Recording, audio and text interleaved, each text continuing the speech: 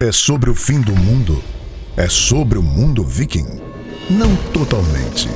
São conflitos, decisões, tragédias e resultados que têm habitado o nosso mundo penal e processo penal. E quem conta? 2 integrantes dessa angústia diária.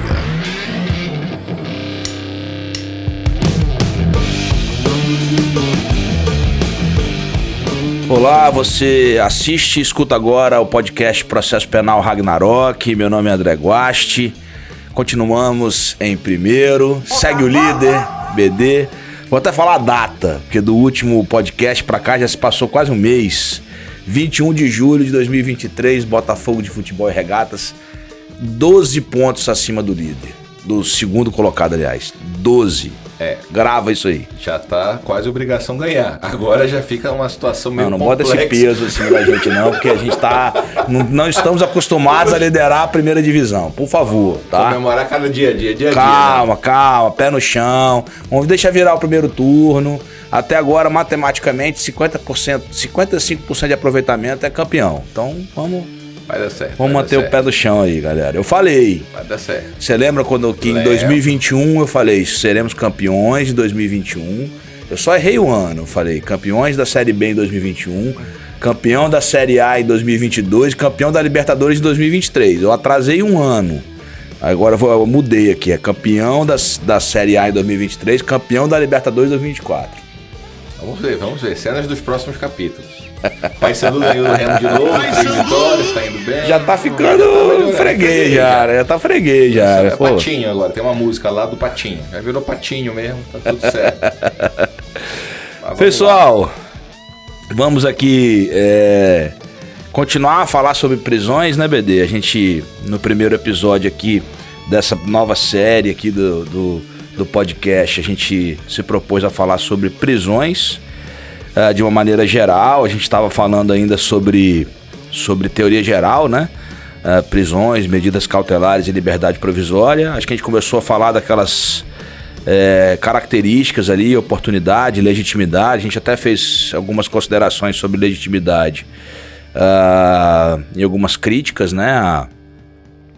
Críticas até à alteração legislativa proposta pelo pacote anticrime, que de fato restringiu a legitimidade ativa do juiz. Ou melhor falando, a possibilidade do juiz ex officio impor medidas cautelares e prisão, inclusive a prisão. É aquela interpretação excessiva de sistema acusatório, um juiz extremamente passivo, um juiz que precisa de... Como se sempre fosse abusar e não tivesse um viés de defesa da sociedade, da vítima. Respeito aos direitos fundamentais. Nós abrimos o nosso podcast com o sistema acusatório, né? Isso. A gente fez até questão, porque é um tema ainda polêmico, né? As pessoas... Eu brinco assim que tem uma seita do sistema acusatório, né? Eu publiquei eu repostei, na verdade, uma publicação que falava sobre um julgado agora do STJ dizendo que não viola o sistema acusatório. E você até discorda dessa... A gente diverge nisso aqui, mas que não viola o sistema acusatório quando o juiz condena a despeito do pedido de absolvição do Ministério Público. Aí, meu amigo, é uma chuva, né, cara? O pessoal briga comigo. Assim, eu falo que tem uma seita do sistema acusatório. Eu acho que aquela galera que impôs essa ideia de que o juiz deva ser não deva ter nenhum poder cautelar, não deva nenhum poder de iniciativa, tanto probatória quanto cautelar, essa galera criou uma seita mesmo. Sim, e eles acreditam, inclusive, que a posição é amplamente majoritária, é um negócio assim como se fosse... Não é, não existe isso. Na doutrina e no Nem Brasil. Isso eu acho. Porque no mundo, quando você vai pro direito comparado, quando você vê esse sistema que eles querem... E só falam do Chile, né? Porque o Chile, mas... não falam na Espanha, não falam em Portugal. O próprio Código Ibero-Americano. Sim. Né? É aquela questão, nós precisamos definir o que nós esperamos do processo penal.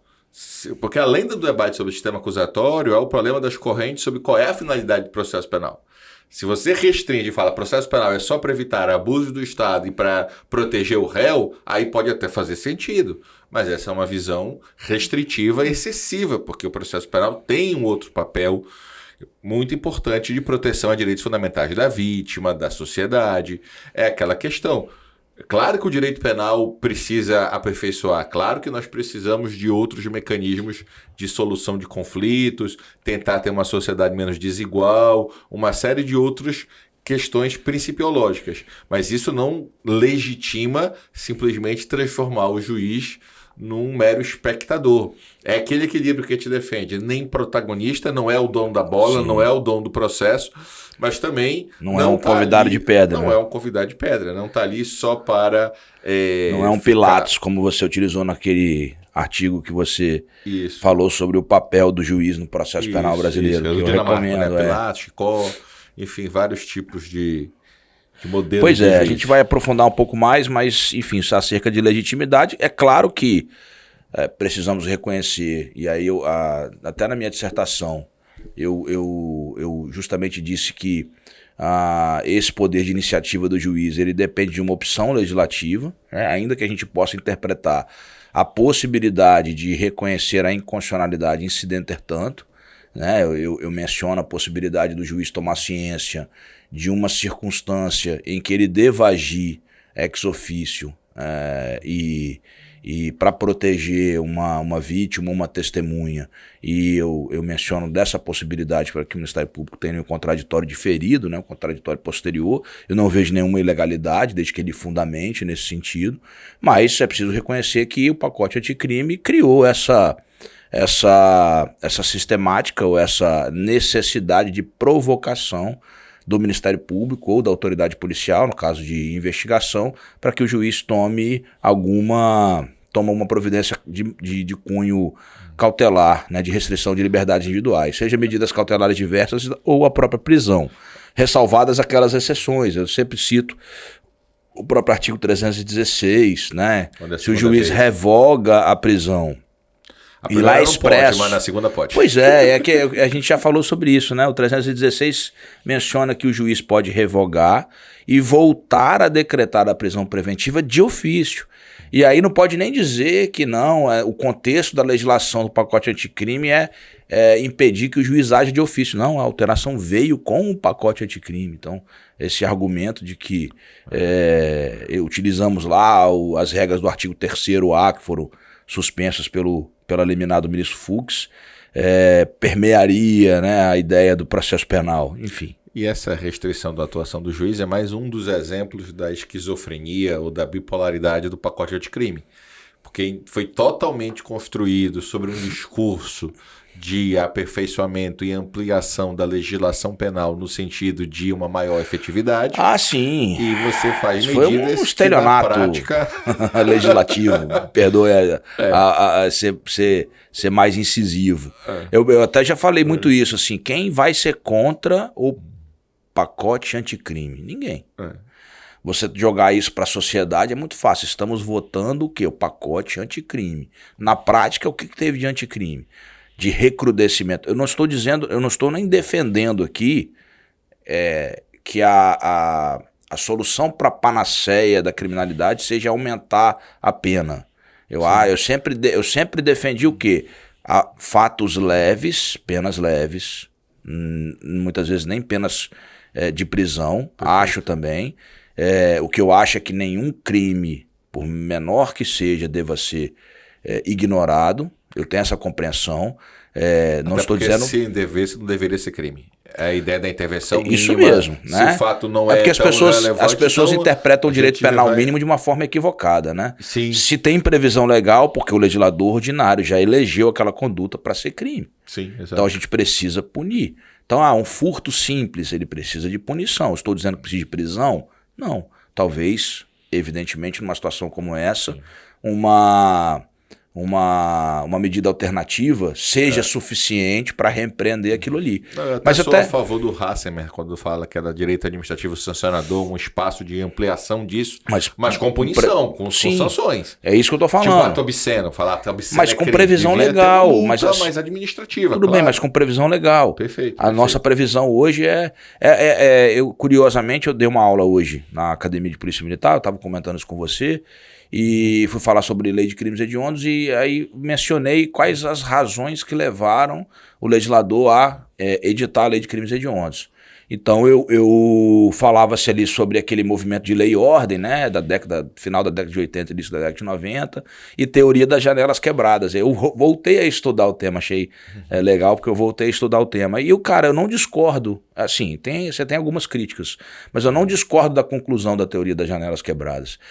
Aquele pequeno delito, por menor que seja, ele precisa ser punido.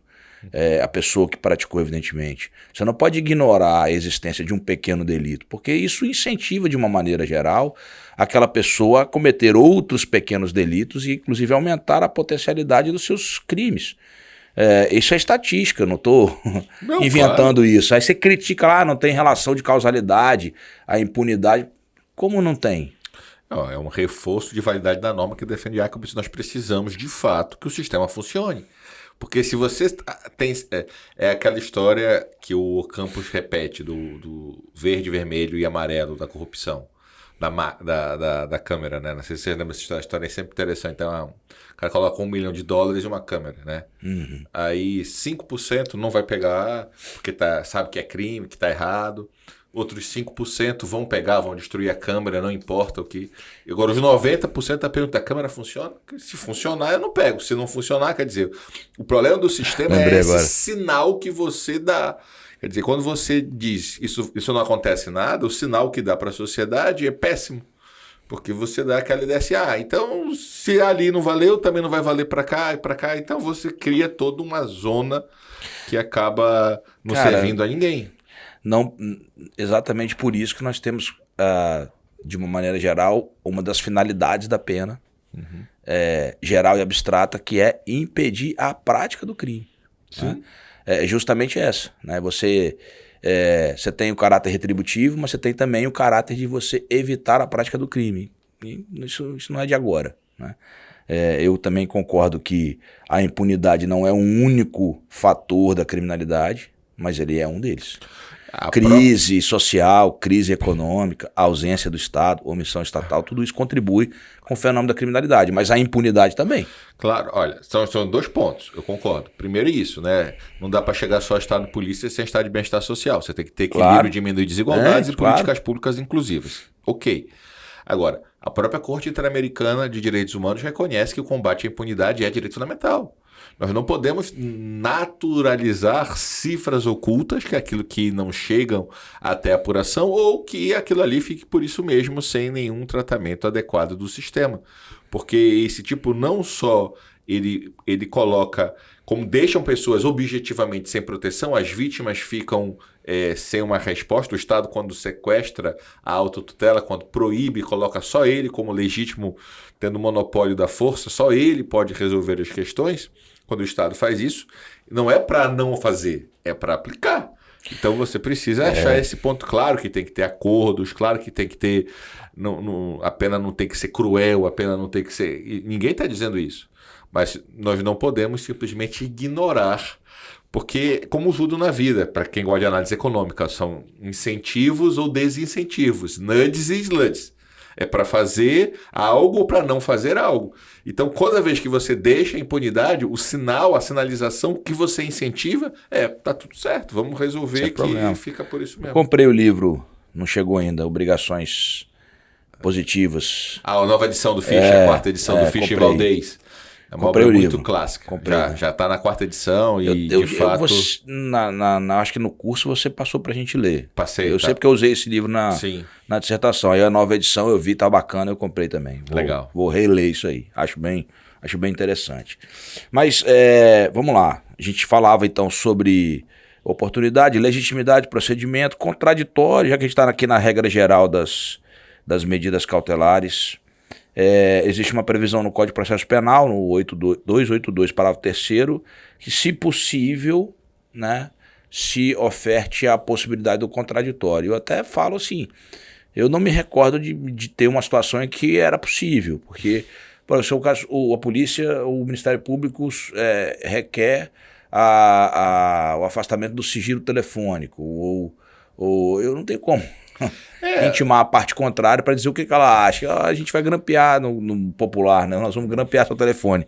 O que você acha? Se eu concordo? Não, vamos garantir o contraditório, mas diferido ou postergado. Não tem como. O Dinamarca. Não, mas o 2 para o terceiro fala que seria contraditório prévio até, né? Eu sei, mas assim. Eu nunca me deparei com eu nunca apliquei também. Com a possibilidade de aplicar previamente. Não, na verdade, até no último podcast que eu mencionei isso. Que era uma situação mais ou menos parecida. Que eu tenho algumas pessoas que estão em prisão domiciliar com tornozeleira eletrônica. Aí eu recebo uma informação de que houve um problema na tornozeleira antes de revogar. Não, mas aí ok. Aí eu acho até diferente. Ela já estava com a medida. Sim, não era para decretar uma medida cautelar, mas era uma espécie de contraditório prévio, né? Porque senão o Dinamarca conta essa piada do processo civil, imagina no penal, que o juiz mandou ouvir a parte para abrir um cofre. O que adianta depois? O cara pode se manifestar o que quiser. O cofre ele não vai abrir? Claro que vai abrir. Então perde o sentido você ouvir o contraditório. A mesma coisa aqui. O réu está ameaçando fugir. Eu vou avisar o cara para ele se manifestar se ele foge ou não foge. Ele está destruindo provas. Vamos esperar para saber se você vai ou não continuar destruindo provas. Enfim, a preocupação aqui é de garantir a efetividade da medida. Não é abuso. É simplesmente você, o mais rápido possível, você garante esse contraditório, mas você precisa da essência do processo cautelar ser o instrumento do instrumento, como falam os antigos. Se não tiver esta efetividade, não tem sentido ter processo cautelar. Pois é. Bom, a gente chega aqui ao momento de falar de medidas cautelares em espécie. A gente falou, quando a gente falou sobre a edição da lei 12.403 de 2011, a gente mencionou expressamente que foi com essa legislação que se tornou expressamente previsto medidas cautelares diversas da prisão, muito embora a gente tenha compreendido, aí a gente compreende que o Poder Geral de Cautela já permitia ao juiz, ao revogar uma prisão, substituir essa prisão por medidas cautelares. É claro que quando há uma expressa previsão no Código de Processo Penal, as coisas talvez caminhem de uma forma mais objetiva, mas... Duas questões tão importantes, Dani, exatamente. Primeiro, é que antigamente o sistema era binário, né, como se falava. Ou você preso ou solto. Preso ou solto. Agora são 3 possibilidades. A regra é a liberdade, depois medidas alternativas e última hipótese da insuficiência delas de prisão. Isso. A grande questão, e aí tem correntes mesmo, sobre o poder geral de cautela do juiz. Existem autores que são totalmente contra, dizendo que só pode o que está ali realmente expresso. E existe o mundo da vida, que até hoje, por exemplo, não estava em expresso suspender redes sociais e que são medidas mais do que necessárias para o tipo de crime, por exemplo, contra o Estado Democrático de Direito. Então, eu acho que a prática supera o debate sobre a teoria. É claro que eu não posso abrir mão da legalidade para prisão. Sim. Você está falando em poder geral de cautela para prender alguém fora das hipóteses legais. Mas para medidas alternativas e para evitar uma prisão, que seria a consequência, é mais do que necessário. A própria retenção de passaporte, primeiro foi feito pela jurisprudência, sim, antes de estar na lei, agora está na lei. A própria hipótese de prisão domiciliar, princípio da fraternidade. Você às vezes dá uma prisão domiciliar para além das hipóteses legais. Então, eu não sei por que essa crítica severa, como se juiz não devesse. Todo juiz tem que ter poder geral de cautela porque ele decorre da Constituição. A Constituição que deu, independente do processo, eu sempre gosto, a Constituição fala assim, nenhuma lesão ou ameaça de lesão. Ameaça de lesão é poder geral de cautela. Está na Constituição, não sou eu que quero ter o poder. Se eu tenho que ter poder para resolver uma ameaça de lesão, isto só é concretizado com o poder geral de cautela. Então é uma questão de densificação e fundamentação do artigo. Mas simplesmente, por isso que eu falo, as pessoas... mas é um hábito de... juiz de futebol é diferente, o jogo entre as partes. É diferente mesmo, isso não é futebol, pô. Isso é processo. Processo isso penal é outra ainda. Conversa. Não é só processo, mesmo. É processo penal. Né? Outra coisa. Então... Gostaria de lembrar que o processo é diferente do jogo do futebol e o processo penal é diferente do processo civil. Exato. Né? Nós estamos lidando aqui com uma coisa, interesse público. A Ada Pellegrini falava isso constantemente.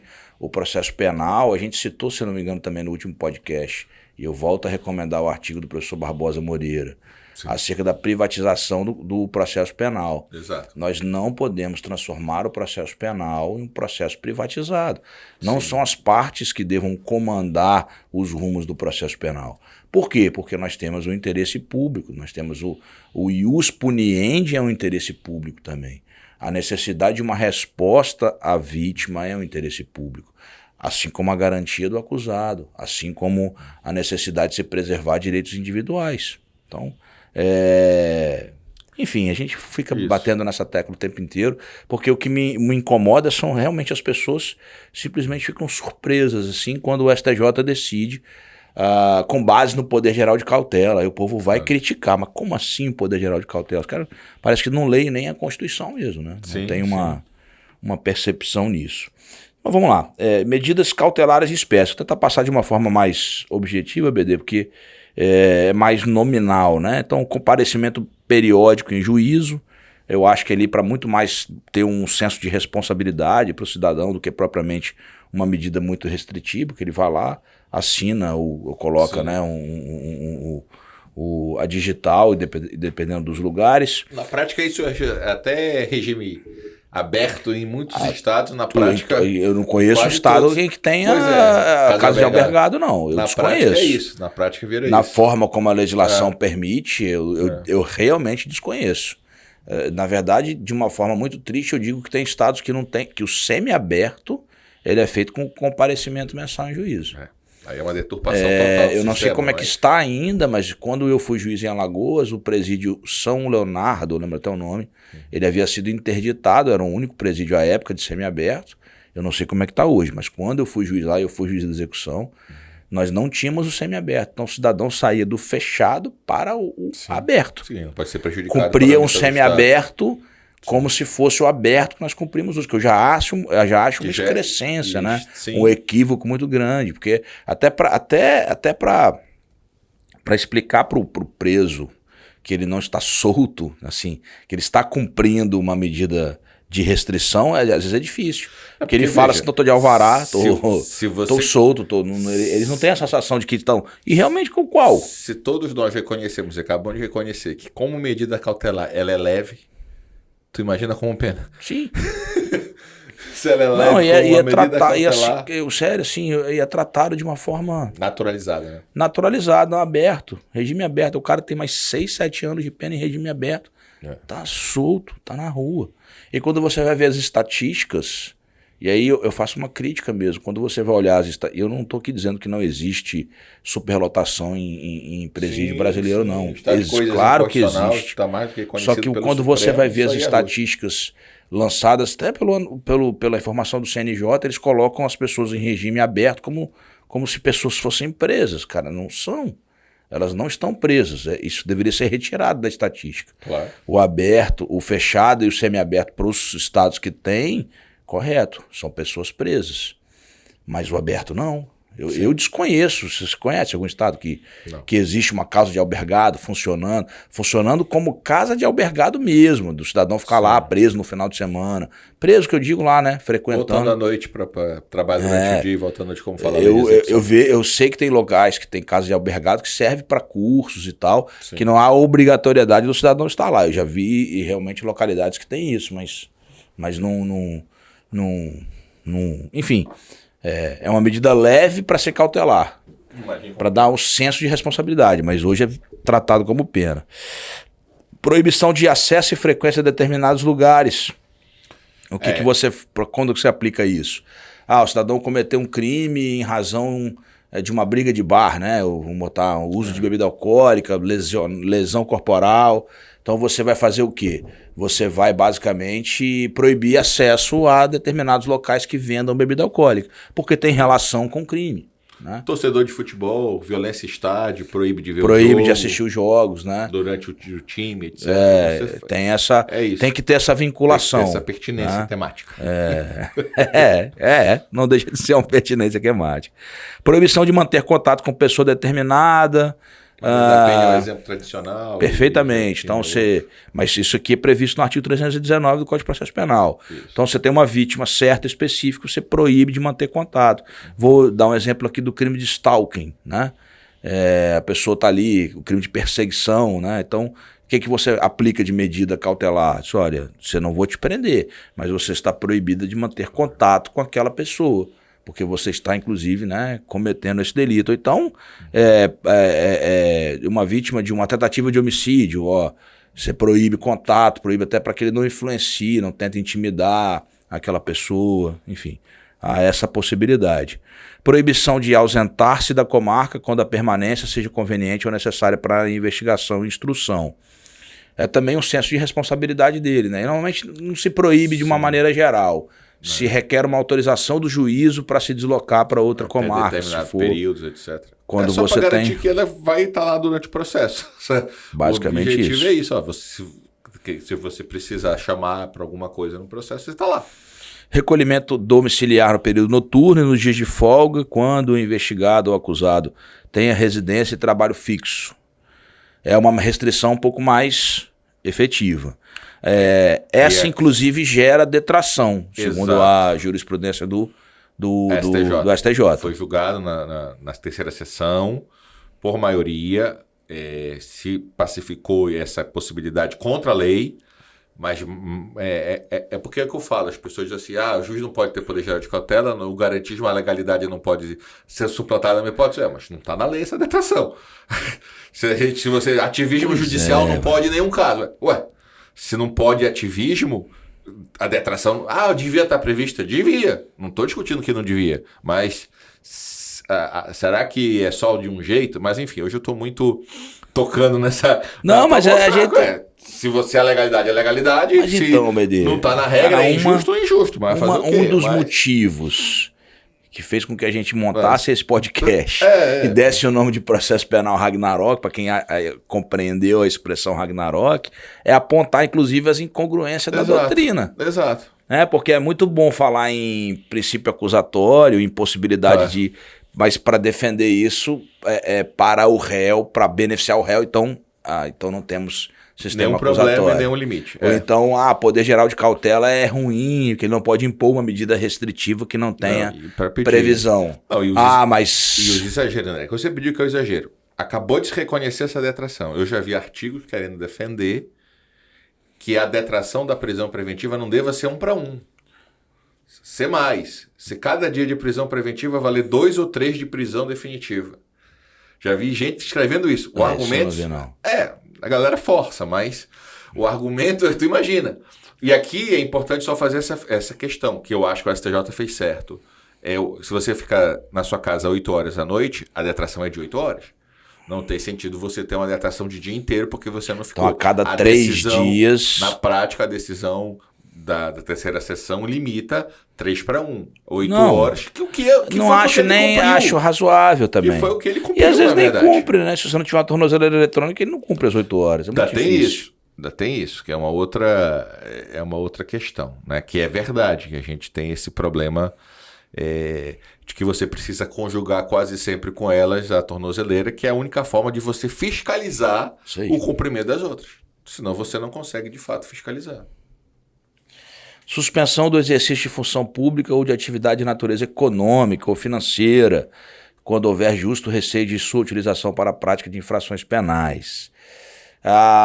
Destinada bem especial para funcionário público, para servidor público, né? Em especial. Aqui só tem um cuidado, que ela tem que ser suficiente para a medida. Porque eu já vi também dizendo o seguinte, olha, com esta medida não cabe mais preventiva se o tipo de crime do funcionário público tem relação com as funções. Não é que não caiba, mas ela é prioritária. Você tem que ver se ela for suficiente. Não, é prioritária porque a medida cautelar é prioritária à prisão. A prisão é a última ratio. Então ela é uma fraude à licitação. Sim. E aí você afasta ele das licitações. É suficiente. Tranquilo.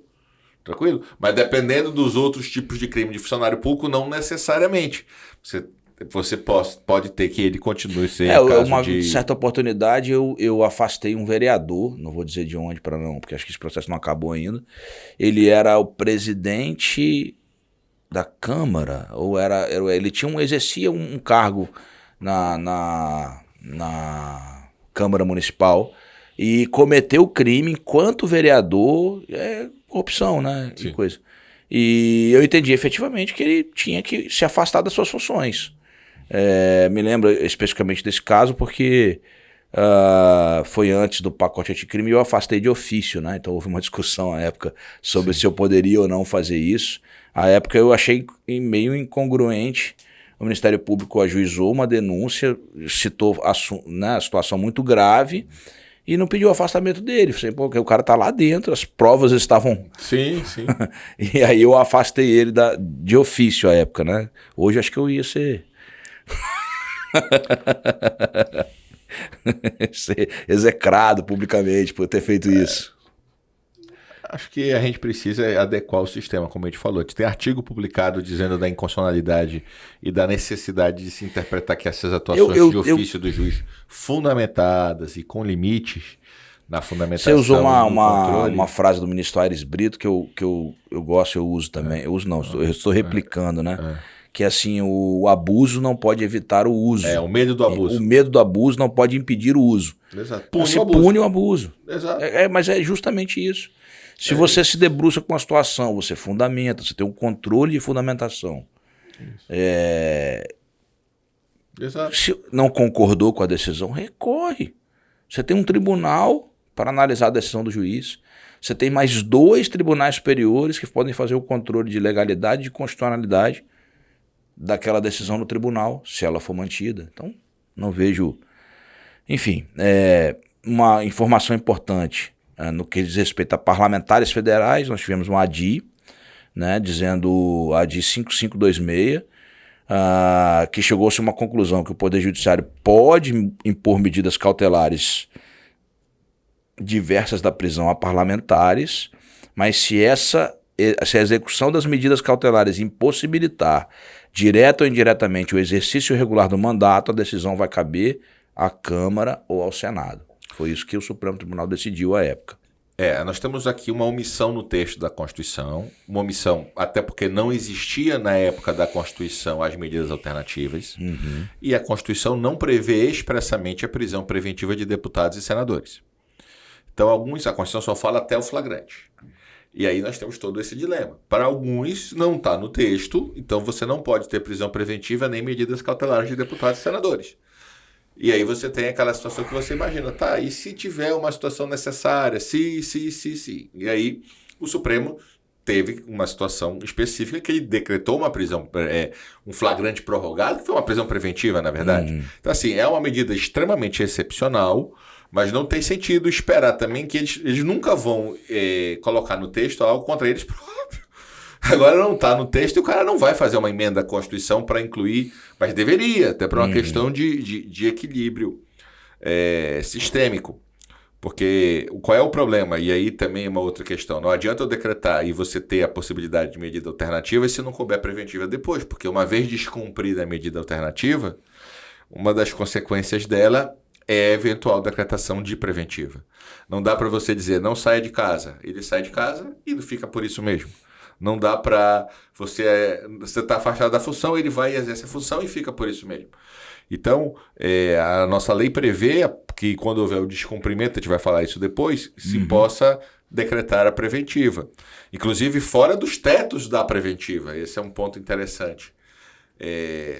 Só que isso fica prejudicado no caso de parlamentares federais. Então, esse realmente é um ponto que a doutrina e a jurisprudência do Supremo tem uma dificuldade, claro, que você tem que respeitar check and balance, é outro poder, sem dúvida, é muito importante, tão importante quanto. Só que a Constituição só deu imunidade à prisão para o presidente. Então, quando a Constituição fala que o presidente é a única pessoa que não pode ser presa, se eu não admitir a prisão preventiva, eu estou estendendo o regime que é do presidente da República para deputados e senadores. Sim. Então, quando você faz uma interpretação sistemática da Constituição, esta impossibilidade é exclusiva do presidente, que é a maior autoridade da nação, não importa quem esteja exercendo o cargo, mas parlamentar não tem essa possibilidade. Então, você precisa ter mecanismos. É claro que é excepcional, é claro que tem que ser o pleno do Supremo, não pode ser uma decisão monocrática de um ministro. E por que eu estou falando do Supremo? Porque pela Constituição, quem julga deputados e senadores, quem pode determinar essas medidas em relação a deputados e senadores, só o Supremo. Internação provisória do acusado nas hipóteses de crimes praticados com violência ou grave ameaça quando se concluir pela inimputabilidade ou semi-imputabilidade, quando houver risco de reiteração. Essa previsão veio para dirimir uma celeuma que nós tínhamos, né? Eu já cheguei a ter esse problema, assim. Você tinha uma situação que o sujeito era inimputável, mas tinha cometido um crime grave, tinha cometido um fato grave, com a necessidade de você retirá-lo, né, do convívio da sociedade, e a gente fazia o seguinte, decretava a prisão preventiva e determinava que ela fosse cumprida no estabelecimento adequado. Então, eu acho que acho não, né? O escopo dessa alteração foi justamente para essas finalidades, assim. Essa é uma questão difícil que a gente precisa ver como o Brasil vai tratar por causa da Convenção de Nova York, e a Convenção de Marrakech, que foram incorporados com o Estado de norma constitucional. E a regra é que para inimputáveis hoje não é mais internação. Então você tem um problema aí de homogeneidade, porque há uma tendência diferente do passado de acabar com os hospitais de manicômio e hospital judicial. Não se faz mais cumprimento o Supremo diz que é pena, mas de medida de segurança dessa forma. Então você tem um problema hoje sobre o que fazer com pessoas inimputáveis. Cara, porque... a gente tá numa celeuma muito grande. O CNJ não tá pacífico e não tem uma solução simples. Não tem. Porque no direito internacional o Brasil se comprometeu com a Convenção de Marrakech, com a Convenção de Nova York, no sentido de um tratamento diferenciado para essas pessoas, que não seja o cumprimento desse tipo de pena em estabelecimentos, porque na prática era meio que jogava ele lá e era problema dele. É claro que a gente tem que ver a situação da família, tem que ver a situação da sociedade. Você imagina na comarca, no interior, por exemplo, que tem uma pessoa, é difícil também para a sociedade. Não, é isso que eu estou falando, vamos lá. Simplesmente... O problema é que no Brasil as coisas sempre são solucionadas pelo meio errado, assim. Ao invés do judiciário impor aos estados, né, a obrigação de cumprir a legislação, aí é a minha crítica, né? Vamos acabar com os hospitais psiquiátricos. Ponto. Faz o que com essas pessoas? Sim, é difícil, é complicado. É igual entorpecentes, você pode discutir a liberação de drogas. Vamos discutir depois, vamos ter um episódio só para leis vamos fazer interessante. Um pacote disso. Uhum. Mas o que você vai fazer o quê? Né? A gente acaba tendo um debate de saúde pública. Cara, e sabe o que é mais interessante sobre isso, assim, sem dar muito spoiler, né? A Constituição Federal, constituinte originário, tratou o tráfico de drogas como crime equiparável a hediondo. Sim. Então, para se dar um tratamento mais duro. E aí... Sim. E o que a gente está tendo um movimento hoje inverso. E aí eu falo assim, não seria mais correto ou prudente que o parlamento revogue essa previsão ou que altere? O que nós estamos discutindo? Você quer liberar maconha ou você quer liberar crack, cocaína, heroína, droga sintética? São coisas diferentes. São graus diferentes, enfim, Breaking Bad, que sociedade você quer, sim, o meu questionamento é esse, assim, é mais uma vez sobre esse papel exercido pela nossa Suprema Corte mesmo, a crítica é aqui. O direito não pode punir a automutilação. Sim, mas qual é o limite? Há um dever de automutilação, como falam os alemães, até que ponto... eu sei que é o debate do paternalismo. Sim. Até que ponto eu posso proibir ele de fazer mal a si próprio? O problema é que as drogas não fazem mal a si próprio. Apenas. Você vê que atinge a família e atinge a sociedade sem dúvida. A pessoa, né, é diferente. O álcool faz isso, o álcool também faz. E casos de álcool graves também acabam provocando. Sem dúvida. A comida, o açúcar, o sal também fazem. Não dá para negar isso. A questão é, Ao invés... que tipo de solução... Eu também acho que o direito penal, a guerra às drogas é um fracasso no mundo todo. Eu também acho que, que o usuário tem que ser tratado mais como um doente do que como um criminoso. Estamos de acordo. Mas não foi isso que a legislação fez? Estamos de acordo, exato. A legislação despenalizou. Ela não atribui uma pena corporal, uma pena de prisão. Exato. Eu acho que a legislação veio cumprir essa finalidade. Mas não podemos... E aí, mais uma vez, a legislação não é cumprida. Ela não é aplicada. Sim, é o problema do Brasil. 1,12, né? Fiança nas infrações que admitem para assegurar o comparecimento aos atos do processo, evitar a obstrução do seu andamento ou em caso de resistência justificada à ordem judicial. Há algumas pessoas que falam que a fiança é inconstitucional, que seria uma espécie de imposição de prisão civil, né? Prisão por dívida, no caso. Não é verdade, até porque o 350 garante que se ele for discordo, pobre... só tô falando. Se ele for pobre, você fixa a fiança, ele prova que é pobre, tem que soltar. Mesmo ele não tendo condições de pagar a fiança, está lá no 350. Então, não vai ser prisão por dívida. Na verdade, o que é interessante aí é porque até o pacote... até a mudança da lei em relação às medidas alternativas, a fiança só era possível de quem estava preso. Você discutia quem estava preso, uma liberdade de confiança. Hoje você pode decretar fiança de quem está em liberdade. Sim. Para manter esta liberdade, você pode fixar fiança. E hoje em valores expressivos. Sim. Dá para chegar em milhões com fiança. Então, é claro que a questão patrimonial aí, ela precisa ser tratada com cuidado. Não é uma forma do Estado... Mas a grande função da fiança é o quê? É já garantir uma eventual reparação do dano para a vítima. Então, você ter essa possibilidade de fixar a fiança e antecipar, de algum modo, uma eventual reparação, garantir já valores, isso é muito útil. É claro, se ele for absolvido, o dinheiro será integralmente devolvido. Sim, é uma cautela, né? Integralmente devolvido a ele. Agora, lembrando, é aquela questão, até foi uma discussão que teve um dia desse, lá na vara, super interessante, da prática sobre fiança e essas coisas. Se cumpriu a lei e se colocou numa determinada conta. E aí o cara falou, olha... 3 anos depois eu quero a devolução, mas eu quero a devolução não com os índices da conta que eu quero com os índices tais, porque isso gera uma diferença financeira de não sei quantos R$1.000. A minha decisão é simples, vá no cível. Vá discutir responsabilidade da União por atos lícitos, que a responsabilidade civil não é só isso, mas eu não sou responsável como é que você vai impor? De atualização que deveriam ter sido feita com o valor financeiro. Aplicou a conta, é a conta que o CNJ, que se determina que é a conta judicial, com as atualizações determinadas. Se essas atualizações não correspondem às atualizações de mercado ou às expectativas que você tinha da atualização daquele seu dinheiro... Rapaz, era uma cautela. Ele não fez uma aplicação financeira, meu amigo. Ele fez uma cautela para não ser preso. Nem no cível, eu acredito que seria possível essa interpretação. Não, mas... só não é no penal, eu digo assim, essa discussão. Mas ele foi absolvido? Ele foi absolvido? Ele foi absolvido. Mas só não é no por falta de prova ou por... Aí eu não lembro qual foi o motivo. Mas igual, essa questão agora não é comigo, é só isso. Você resolva lá. Agora eu vou trazer uma discussão curiosa. Nós tínhamos uma interpretação do que diz respeito à fiança e os crimes hediondos e equiparados a hediondos, que os crimes hediondos e equiparados a hediondos são suscetíveis de fiança, graça e anistia, consequentemente indulto, né? Porque a graça e indulto, a graça seria gênero, indulto espécie, beleza? A partir do momento que o Supremo Tribunal passou a entender que a inafiançabilidade não impede a concessão da liberdade provisória para esses crimes, eu vi alguns colegas defendendo a possibilidade de imposição de fiança nos crimes de tráfico de drogas, por exemplo.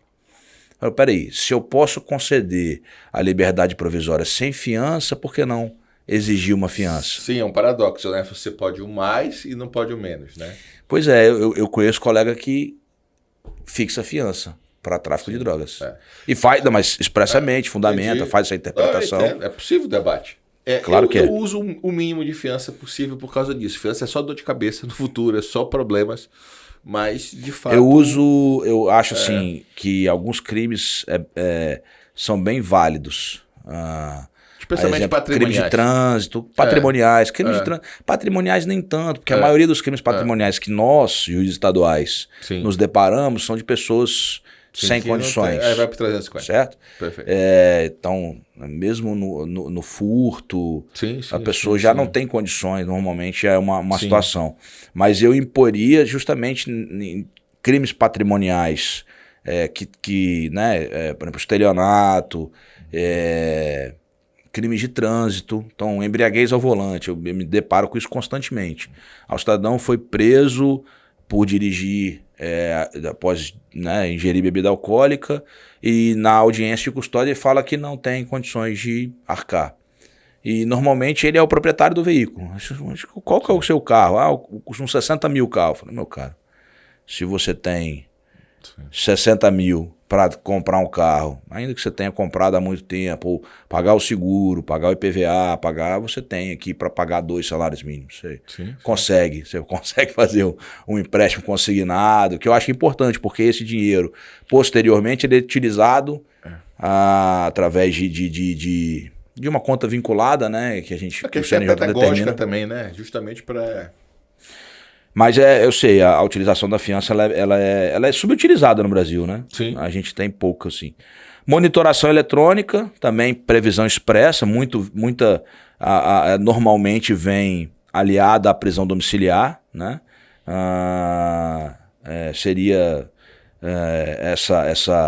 Tem essa característica. Proibição de se ausentar do país. Seria a última medida cautelar em espécie. Retenção do passaporte, que até a previsão expressa o Supremo entendia que não era possível, a retenção do passaporte. O STJ que atualiza aí, BD. Não lembro agora de quem dizia isso, mas... Não, o STJ. O STJ que entendia que o recolhimento do passaporte era ilegal por ausência de previsão legal. Eu já criticava esse posicionamento do STJ porque... Poder geral de cautela, não tem sentido. Basicamente. E tem outras, e agora o 320. Outras leis, né? Na Lei de Maria da Penha, a lei de trânsito, você tem outras medidas alternativas em leis específicas, né? Ok, chegamos então à primeira espécie de prisão específica, prisão em flagrante.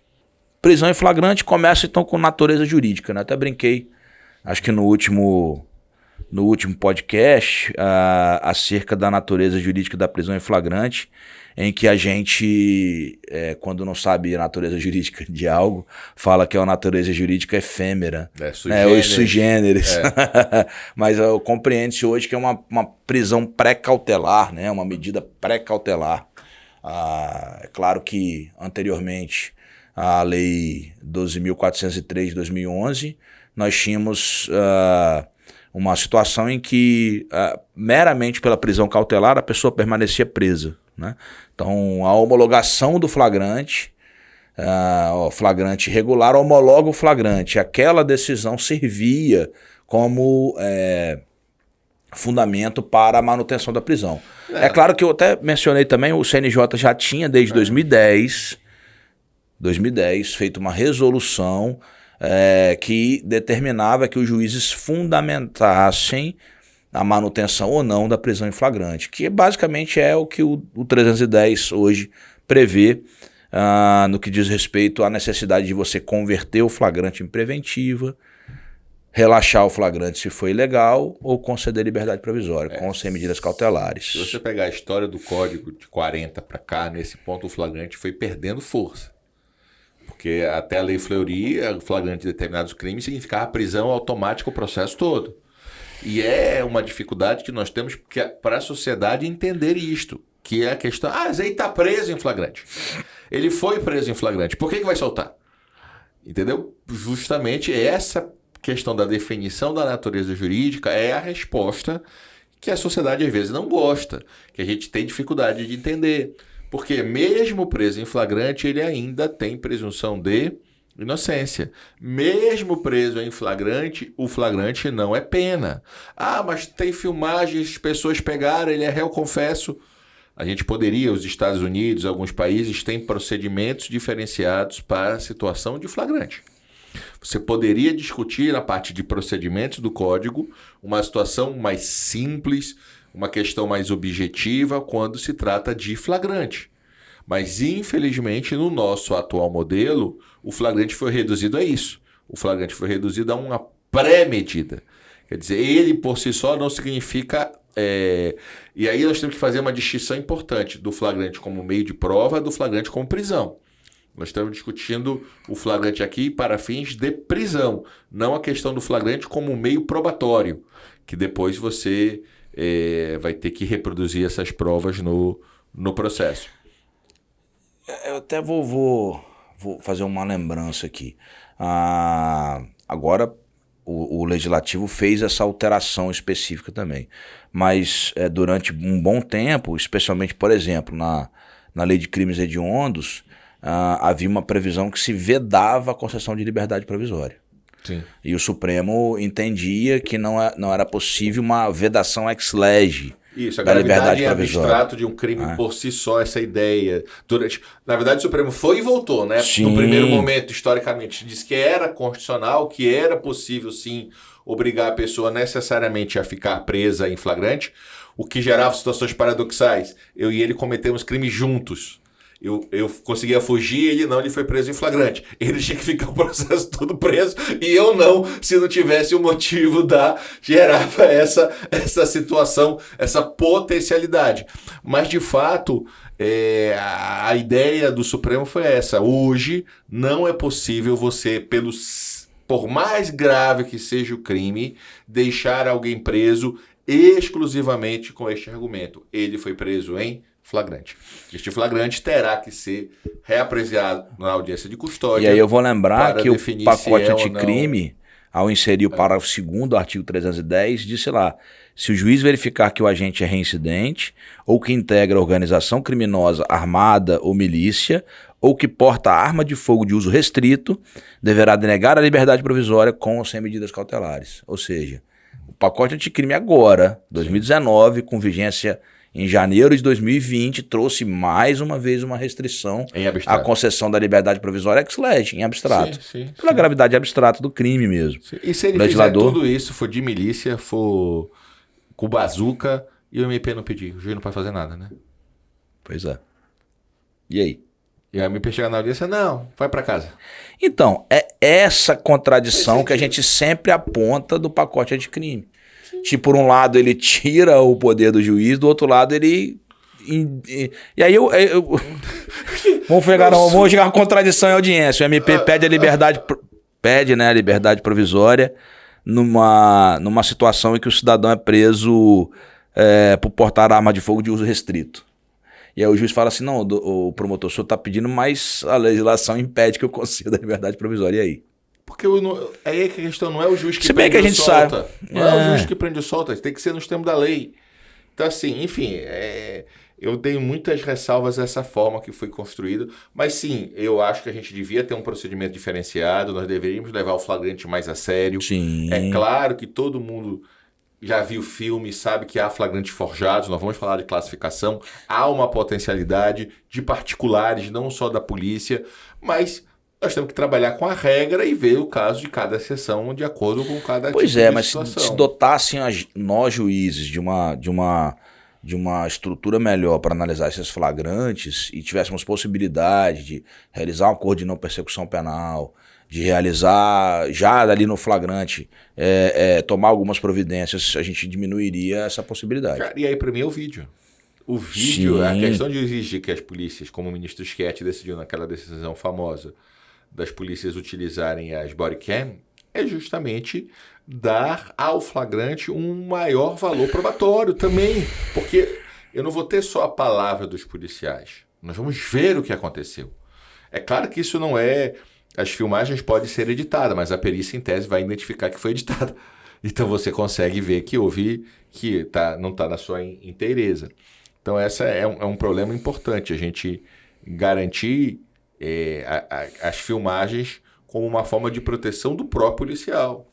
Não é uma forma de proteção apenas da sociedade. O próprio policial, com a filmagem, o judiciário vai ter condições de fazer uma análise mais adequada. É aquilo que você estava falando ontem. A gente tem muito respeito à polícia. Sim. Acontece, há infelizmente pessoas ruins em todas as instituições, não são só algumas polícia, críticas da polícia, especialmente da polícia militar, a Câmara, e são válidas, por isso a gente tem que ouvir os dois lados, e aí eu não sei verdadeiramente como equacionar isso, é que algumas ações da Polícia Militar no sentido de combate à criminalidade estariam sendo filmadas e, portanto, eles ficariam expostos nas táticas, nas questões eminentemente policiais. Eu acho assim, com todo respeito, nesse ponto em específico, os ganhos, os benefícios da existência da Câmara, ele supera essas questões de preocupação da Polícia Militar. Porque esse risco eles podem filmar independente da filmagem dos policiais. Sim. Essa preocupação, sim. Você não entra numa favela hoje sem estar monitorado. Sim. Você não tem E não é só isso não. Bom, pelo menos que eu me recordo dos locais onde tem a body scan policial, não são todos os policiais. Eu acho que ficaria até inviável para o Estado. Vou fazer uma operação com 60 policiais, os 60 terem câmeras. Eu não acho que essa se eu não me engano, a previsão de que alguns policiais tenham a body scan, não todos. Né? Não é isso? Cara, na verdade o ideal era todos sim. Falava para todos, mas é assim, isso tá Mas acho que São Paulo tá... Não, porque começou por etapas, né? Porque a decisão do ministro Schietti foi cassada pelo ministro Alexandre Moraes. Perdão. Então, como houve a revogação, na prática não se tem mais o próprio ministro Alexandre votou no caso do Rio de Janeiro para no Rio ter que usar body cam. Então, o Rio tem uma situação peculiar, né? Mas, assim, o fato é que a gente precisa encontrar esse ponto de equilíbrio claro, o policial precisa ter toda uma atenção do Estado, mas a gente vive esse paradoxo, é a polícia que mais mata e mais morre. Nós temos uma lei específica que já prevê a atuação da polícia, primeiro com medidas alternativas, não medidas alternativas, mas a expressão técnica é utilizar sprays de pimenta, utilizar medidas que não violem, e para usar a arma como último recurso. Só que com determinado tipo de criminalidade, determinadas buscas, então, você sabe que é impossível, cara. O cara não tem como chegar, no caso... Como é que você vai fazer uma operação? Tráfico, chegar com spray de pimenta, pegar um mandado. Você tem uma situação que é a prática, porque você não pode exigir que o policial seja herói. É só isso. Você precisa que o Estado dê condições. Exatamente. E eu acho até assim, de uma maneira geral, eles são heróis até, sim, pelo que eles fazem. Mas é isso que você falou mesmo, né? E a gente fala isso sempre, né, BD? Cara, criminalidade organizada... A gente falou sobre organizações criminosas. A criminalidade organizada é um tipo de criminalidade diferente que já merece um tratamento diferenciado. Tanto na questão de provas, tanto na questão de investigação, então já existiria essa necessidade. Mas vamos lá, voltando à prisão em flagrante, algumas questões. O que significa flagrante, né? Vem flagare, vem de estar queimando ali, é exatamente o que aquela prisão que está ardendo, né? Por isso que nós temos aquela classificação de flagrante próprio, flagrante impróprio ou quase flagrante, flagrante presumido ou ficto. O próprio é aquele quando a gente está cometendo a infração ou acabou de cometê-la. O impróprio quando ele não foi surpreendido cometendo a infração, mas é perseguido logo após, de forma ininterrupta, né? E é preso efetivamente em razão dessa perseguição. São as aquela discussão do artigo 302. Persegue por 24 horas ou não. São as hipóteses do artigo 302. 1, 2 e 3. Isso. E esta lenda urbana do 24 horas que não está no artigo. Então, o flagrante não acaba em 24 horas. A questão é espera 24 horas e se apresenta, né? Não tem. Mas aí é um outro problema do flagrante por apresentação, que é um outro debate, que é o antigo 317. Mas o flagrante primeiro... Vou contar um caso prático aqui que eu tive num plantão meu aí, que eu fiquei... Depois eu falo. Sim. Não, só colocar esses dois pontos. Primeiro, não há 24 horas, então não há um limite legal onde encerra o flagrante. Eu sempre brinco que isso parece, quando eu era pequeno, o desenho do Pica-Pau. Que chegava assim, ó, tá aqui essa linha, daqui pra cá você não faz nada, o outro ficava provocando ele. Então assim, ó, 24 horas, 24 horas e 1 minuto, o Estado, bando de otário, ninguém pode fazer nada, ninguém vai me prender, porque passou 24... Não existe isso, gente, pelo amor de Deus. Então, a lei não fixou um prazo, a partir de agora acaba flagrante, não é isso. Tem que ser no momento que está acontecendo, e aí varia de crime para crime. Temos vários crimes de debate quando se consuma o crime, porque você precisa crime saber permanente, crime... Claro, o iter criminis, para poder saber quando está se consumando, quando há flagrante. Mas no caso da perseguição, ela sendo ininterrupta, não há prazo. Não há prazo. E se for crime permanente, está sempre em flagrante. Né? Que é era a grande discussão, por exemplo, da lei de anistia, da ditadura militar e a ocultação de cadáver, porque o crime de ocultação de cadáver é permanente. Então, se você ocultou o cadáver, o crime está acontecendo hoje. Se está acontecendo hoje, a lei de anistia valeu para o passado, não vale para crime atual, e você pode punir ainda pelo crime de ocultação hoje, independente da discussão da Corte Interamericana decidir diferente do Supremo pela Justiça de Transição. Mas o fato é que a gente precisa levar a sério essas hipóteses de flagrante. Conta teu case aí. Não, eu falo assim, muitas vezes, para que forçar a barra em situações que flagrantemente não há flagrante, para ser aqui bem redundante. Eu peguei uma situação em que a situação era a seguinte: eu fui fazer audiência numa terça-feira. Aí o caso era o cidadão, ou não, uma quarta-feira de manhã. O cidadão, na sexta-feira de noite, de madrugada, ele invadiu a APAI de Colatina. Não sei se era de Colatina, porque a gente atende uma região grande, né? Mas era da região noroeste. E furtou uma televisão. Ok? Na segunda-feira, o funcionário da APAI chegou, deu falta. Televisão não, monitor um computador. Deu falta. E aí ele foi olhar nas câmeras de vigilância e verificou que um cidadão específico, que era usuário ali da APAI, já era conhecido, e havia praticado furto. Aí ele chama a polícia faz as diligências e vai na casa do sujeito e encontra o monitor, o computador na casa dele. Leva para a delegacia. Eu nem acho que a Polícia Militar fez errado. Conduziu para a delegacia. Tá lá, tá com o objeto do crime, conduz para a delegacia. Aí eu venho para fazer esse flagrante. Como ele foi conduzido na segunda noite, lavrou-se o flagrante dele e veio para audiência de custódia quarta-feira de manhã, que não deu tempo de vir na terça-feira de manhã. Eu pego o flagrante, autuação, chuta, receptação. Não tem sentido. Contei a imagem dizendo que foi ele, né? Cara, Contei a imagem dizendo que foi ele. Pois é, aí eu falo assim, porque não tinha flagrante. Claro. Simplesmente fazia o quê? Cidadão, não posso te autuar, instaura o inquérito, furto. Sim. Manda para o Ministério Público. Você relata aquilo em meia hora. Sim. E aí, e o cuidado... Aí fez o quê? Eu tive que relaxar o flagrante, porque ele... mas aí o cidadão mesmo vai perguntar, não, mas peraí. Tinha a cara dele, tinha ele, né, subtraindo... Mas não tinha mais flagrante, eu não tinha o que fazer. Pronto, é esse cuidado que nós temos que ter. Inclusive, é uma questão que cai muito em exame de ordem. Vou contar um caso. Infelizmente, isso acontece com certa frequência, mais do que devia, mas enfim. O crime de corrupção passiva é solicitar ou receber. Então, quem solicita ou recebe são duas hipóteses, dois verbos diferentes. Então, você imagina a seguinte situação. Um funcionário público, por exemplo, chega e pede para o cidadão, hoje, numa segunda-feira, hoje, X mil reais para te entregar tua carteira de trânsito. Aí o cara, combinado.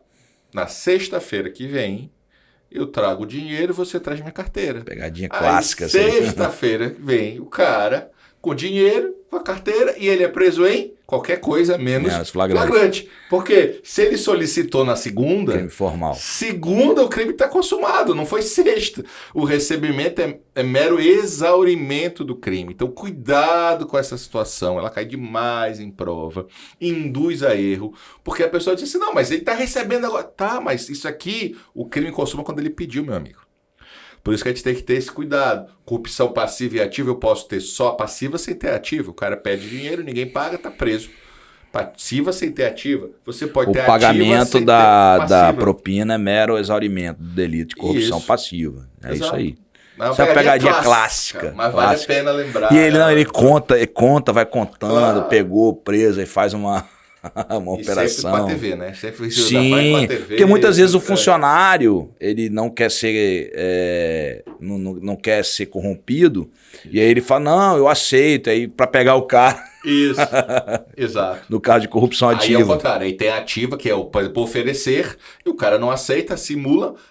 Mas não tem flagrante do mesmo jeito. Não tem flagrante do mesmo jeito. Porque no oferecimento já teve a consumação. Já teve. Aí o cuidado, e aí de novo aquela distinção. Nós estamos falando o seguinte, não tem flagrante. Eu não estou dizendo que não tem crime. Esse flagrante é nulo, mas o crime subsiste. Você vai ter outras provas para comprovar a situação. Não tem flagrante, então, mas crime tem. Eu não estou dizendo que não tem crime, não tem o flagrante. Quantos crimes são apurados sem flagrante?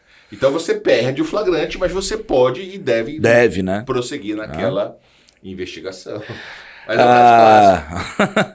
Vamos, depois a gente vai entrar daqui a pouco numa situação de crimes permanentes e flagrante. A gente vai ter uma discussão interessante do STJ. Mas para a gente finalizar o episódio, vamos falar sobre o sujeito ativo da prisão em flagrante. Nós temos o sujeito facultativo e o obrigatório. O facultativo é o qualquer do povo. Né? Desde que a pessoa que você prenda seja menor que você. Ah, sim. Eu falei, nossa senhora, tem uma ressalva aí que eu não tô lembrado. Você não vai prender em flagrante o cara que é maior que você, cara. Você vai ter problema. Pô, tu não assusta. Cara, isso é um conselho interessante, cara. Você vai prender alguém em flagrante? Tem esse cuidado. Tem que ser menor do que você. Só tenho certeza que seu poder é maior do que o dele. Só esse cuidado. É uma mas boa. Fora isso, na lei, qualquer pessoa do povo. Na Constituição, na verdade, tem. Flagrante obrigatório é aquele que tenha o dever, né? De efetuar a prisão em flagrante, que são as autoridades policiais, inclusive podendo ser apenados, né, por uma sanção disciplinar, dependendo do caso. É que a gente fala assim, que o BD falou, e repito, o policial não tem a obrigação de ser herói, né?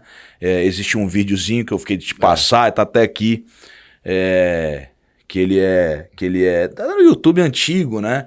Que ele oh